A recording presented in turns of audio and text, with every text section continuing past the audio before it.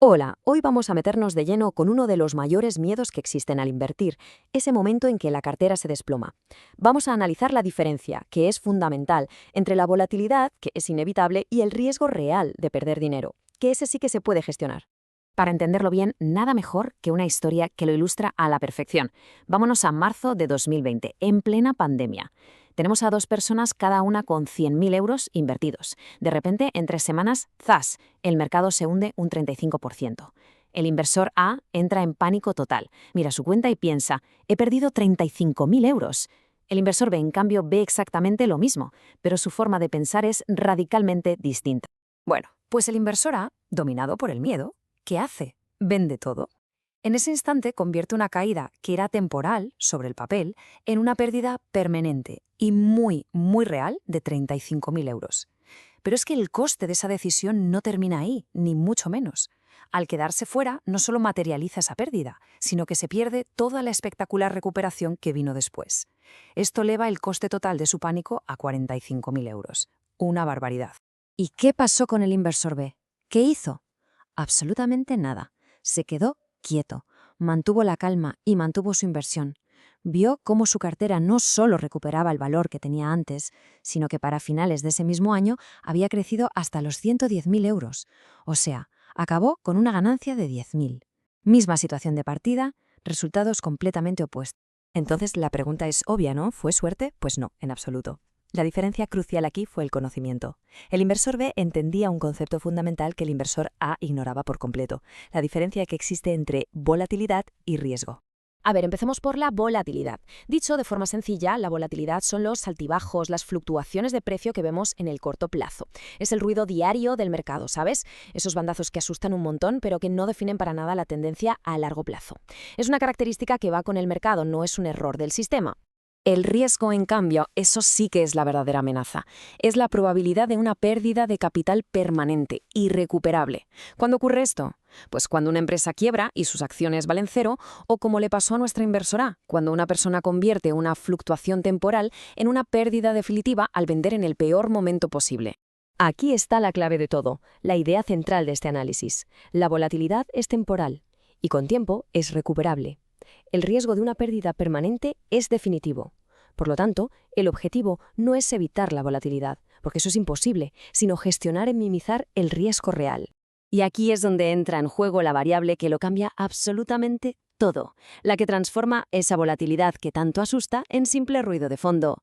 Y esa variable no es otra que el horizonte temporal, es decir, el tiempo que se planea mantener el dinero invertido. Fijémonos en estos datos históricos del S&P 500, que es muy revelador. Invertir durante un solo día es casi como tirar una moneda al aire. Hay un 46% de probabilidades de perder. Pero miremos qué pasa cuando el tiempo entra en la ecuación. A medida que ampliamos el horizonte, esa probabilidad se desploma de una forma drástica. Y aquí llega la cifra más potente y, la verdad, más tranquilizadora de todo este análisis. A lo largo de casi 100 años de historia bursátil no ha existido nunca, y digo nunca, un periodo de 20 años en el que una inversión diversificada en el S&P 500 haya perdido dinero. 0%. El tiempo sencillamente diluye el riesgo de una forma espectacular. Vamos a ver cómo se ha comportado esto a lo largo de la historia.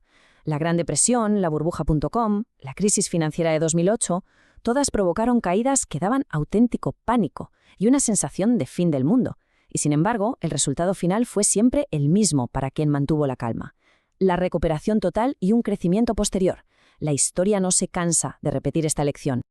Ahora bien, es fundamental tocar un punto que aquí en España se conoce muy bien y que sirve como una lección importantísima sobre otro tipo de riesgo, el riesgo de la concentración geográfica. Y este gráfico ilustra el problema de una forma brillante. Alguien que invirtiera en el IBEX 35 en su punto más alto, allá por 2007, casi 20 años después seguiría con pérdidas. En ese mismo periodo, una inversión en un índice global y diversificado como el S&P 500 habría generado una ganancia de casi el 300%. Esto demuestra que el riesgo de que un solo país se estanque durante décadas es muy real. Y la solución, claro, es la diversificación geográfica. Sabiendo todo lo que hemos visto, la pregunta es, ¿por qué la gente sigue vendiendo presa del pánico? Pues la respuesta no está en los mercados, sino en nuestra propia mente. Nuestro cerebro evolucionó para reaccionar a peligros inmediatos, y una caída del 30% activa las mismas alarmas que un depredador en la sabana. La reacción instintiva es huir, vender. Este dato del estudio Dalbar es la prueba definitiva. Durante 30 años, el inversor medio ha obtenido un 6,2% menos de rentabilidad al año que el propio mercado. ¿La razón? Pues intentar predecir los movimientos, comprar cuando hay euforia y vender cuando hay pánico. O sea, comprar caro y vender barato, justo lo contrario de lo que se debería hacer. La buena noticia es que podemos entrenar a nuestro cerebro para que no nos sabotee. Hay estrategias muy sencillas como no mirar la cartera todos los días, automatizar las inversiones para quitar la parte emocional de la decisión, recordar la historia o incluso escribir un compromiso con un plan de inversión. Todo esto ayuda a mantener el rumbo cuando llega la tormenta. Es útil cambiar la perspectiva. En lugar de ver la volatilidad como un fallo del sistema, hay que empezar a entenderla como el precio de la entrada.